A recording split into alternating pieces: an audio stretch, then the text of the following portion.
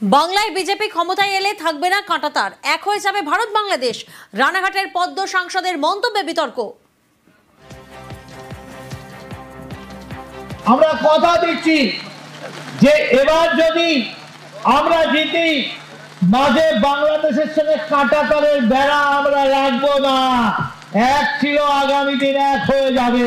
যদি তৃণমূল জেতে সেক্ষেত্রেও বেড়া থাকবে না, কিন্তু সেটা বাংলাদেশ হয়ে যাবে। ভুল করে বলেছেন সাফাই সুকান্ত। গেরুয়া শিবিরে দুই সুর খোঁচা তৃণমূলের। আমার মনে হয় কোনোভাবে তিনি মিসকোটেড হয়েছেন। কাঁটাতারের বেড়া রাখবো না কিভাবে হতে হবে? কাঁটাতারের বেড়া তো আছেই, এবং গোটা সীমান্তে যে এখনো 400 কিলোমিটারের বেশি যা ফাঁকা জায়গা আছে, সেই জায়গাটাকে কাঁটাতার দিয়ে ভরাট করা হবে। তাহলে আগে নিজেদের মধ্যে লড়াইটা সেরে কাঁটাতারের বেড়া দেওয়া যাচ্ছে না বলে লড়াই করছেন আমাদের দলের নেতারা, বিরোধী দলের নেতা শুরু করে সবাই। আর আরেকজন নেতা বলছেন কাঁটাতারের বেড়া কিন্তু পুরোপুরি তুলে দেবেন। আগে নিজেদের দলের লড়াইটা সেরিয়ে ওরা সিদ্ধান্ত নিক কি হবে সেটা। এসআইআর চালুর পরে এনআরসি আতঙ্ক। অভিযোগ, এই ভয়েই আত্মঘাতী হন আগরপাড়ার প্রদীপ কর। দেহের পাশ থেকে মেলে সুইসাইড নোট, কিন্তু তাঁর ডান হাতে 4টে আঙুল কাটা। তাহলে তিনি লিখলেন কি করে? আর এই নিয়েই প্রশ্ন তুলছে বিজেপি। পাল্টা জবাব দিয়েছে তৃণমূল। উত্তর 24 পরগনার আগরপাড়ার বাসিন্দা প্রদীপ কর। অভিযোগ, মঙ্গলবার তিনি আত্মঘাতী হন। প্রতিবেশীদের দাবি, মঙ্গলবার থেকে এসআইআর চালুর পর থেকেই দুশ্চিন্তায় ছিলেন। এসআইআর কি, নাম বাদ গেলে কি হবে, এ নিয়ে প্রতিবেশীদের কাছে খোঁজ খবরও নিচ্ছিলেন। এরই মধ্যে মঙ্গলবার বাড়ি থেকে ঝুলন্ত দেহ উদ্ধার।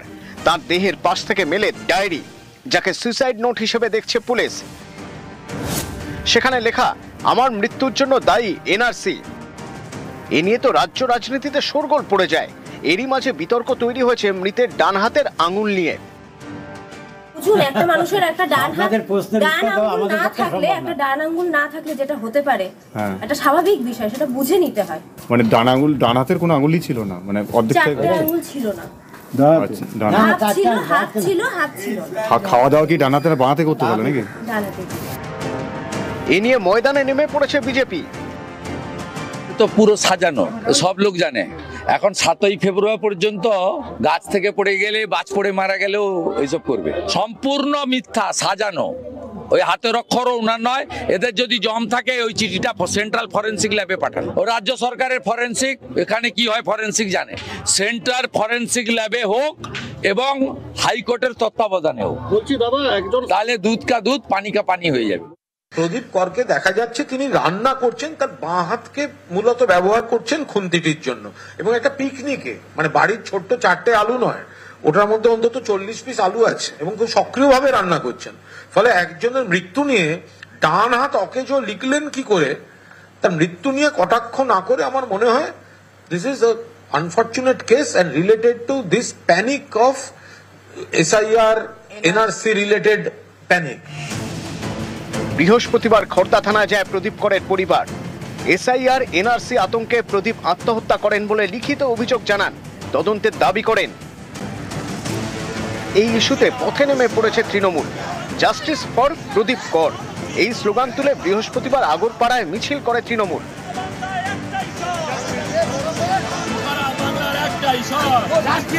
রাজ্যের নানা জায়গাতেই এদিন মিছিল করে তৃণমূল। পথে নামছে বিজেপিও। আগামী মঙ্গলবার পানিহাটিতে মিছিল করবেন বলে জানিয়েছেন শুভেন্দু অধিকারী। নিউজ 18 বাংলা।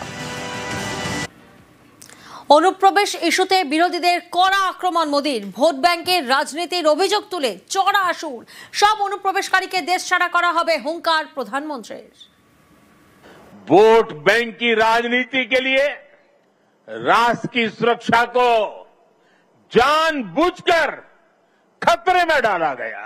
जब हम इस विषय को गंभीरता से उठा रहे हैं तो कुछ लोग देश हित से ज्यादा अपने स्वार्थ को ऊपर रख रहे हैं।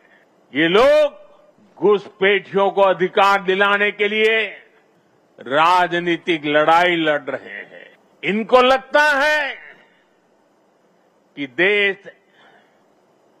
एक बार टूट गया आगे भी टूटता रहे। हम भारत में रह रहे हर घुसपैठिए को बाहर निकाल करके ही रहेंगे। একতা দিবসের মঞ্চ থেকে কংগ্রেসকে নিশানা মোদীর। সর্দার বল্লভভাই প্যাটেল থেকে আম্বেদকর ও নেতাজির প্রসঙ্গ তুলে কড়া আক্রমণ।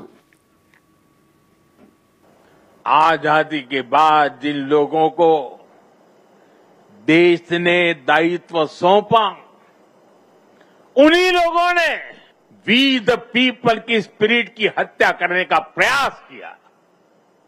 उन्होंने अपनी सोच और विचारधारा से अलग हर व्यक्ति और संगठन का तिरस्कार किया। देश में राजनैतिक छुआछूत को एक कल्चर बना दिया गया था।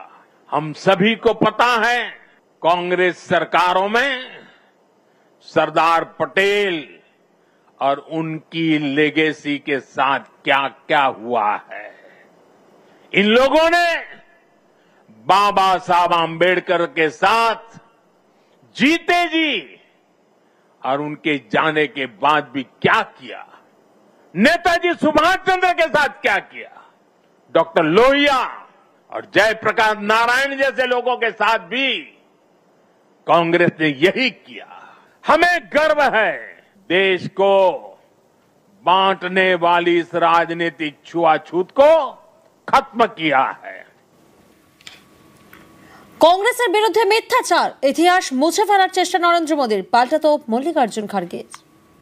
1964 में आरएसएस और जमात इस्लामी से सरकारी कर्मचारियों के जुड़ाव पर रोक लगा वल्लभ भाई पटेल के जमाने में ही लग गई।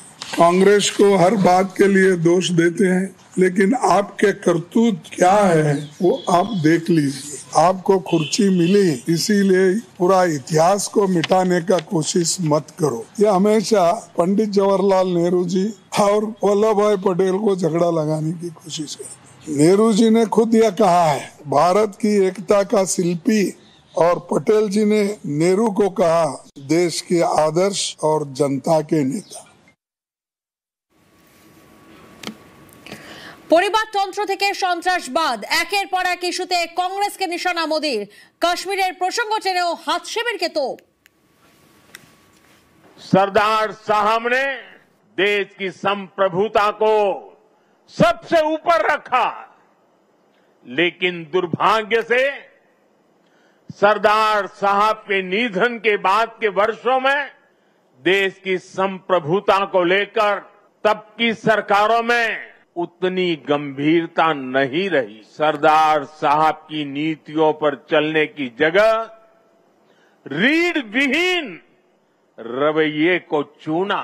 जैसे उन्होंने बाकी रियासतों का विलय किया, वैसे ही पूरे कश्मीर का विलय हो, लेकिन नेहरू जी ने उनकी वो इच्छा पूरी नहीं होने दी। कश्मीर को अलग संविधान और अलग निशान से बांट दिया गया। कांग्रेस की लचर नीतियों के कारण कश्मीर का एक हिस्सा के अवैध कब्जे में चला गया। पाकिस्तान ने आतंकवाद को हवा दी। कांग्रेस हमेशा आतंकवाद के आगे नतमस्तक रही। आज कश्मीर आर्टिकल 370 की जंजीरों को तोड़कर पूरी तरह मुख्य धारा से जुड़ चुका है। आज पाकिस्तान और आतंक के आकाओं को भी पता चला है कि भारत की असली ताकत क्या है। ऑपरेशन सिंदूर में पूरी दुनिया ने देखा है, आज अगर कोई भारत पर आंख उठाता है तो भारत घर में घुसकर मारता है। हर बार भारत का जवाब पहले से बड़ा होता है, पहले से ज्यादा निर्णायक होता है। ये भारत के दुश्मनों के लिए एक संदेश भी है ये लौह पुरुष सरदार पटेल का भारत है। ये अपनी सुरक्षा और सम्मान से कभी भी समझौता नहीं करता है। বাংলায় বিজেপি ক্ষমতায় এলে থাকবে না কাঁটাতার, এক হয়ে যাবে ভারত বাংলাদেশ। রানাঘাটের পদ্ম সাংসদের মন্তব্যে বিতর্ক। আমরা কথা দিচ্ছি যে এবার যদি আমরা জিতি, মাঝে বাংলাদেশের সঙ্গে কাঁটাতারের বেড়া আমরা রাখবো না। এক ছিল, আগামী দিন এক হয়ে যাবে। যদি তৃণমূল জেতে সেক্ষেত্রেও বেড়া থাকবে না, কিন্তু সেটা বাংলাদেশ হয়ে যাবে। ভুল করে বলেছেন সাফাই সুকান্ত। গেরুয়া শিবিরে দুই সুর খোঁচা তৃণমূলের।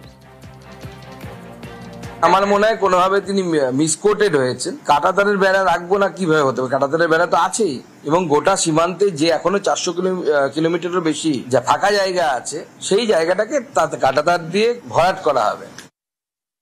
তাহলে আগে নিজেদের মধ্যে লড়াইটা সেরে নিই। কাঁটাতারের বেড়া দেওয়া যাচ্ছে না বলে লড়াই করছেন আমাদের দলের নেতারা, বিরোধী দলের নেতা শুরু করে সবাই। আর একজন নেতা বলছেন কাঁটাতারের বেড়া কিন্তু পুরোপুরি তুলে দেবেন। আগে নিজেদের দলের লড়াইটা সেরে নিয়ে ওরা সিদ্ধান্ত নিয়ে কি হবে সেটা।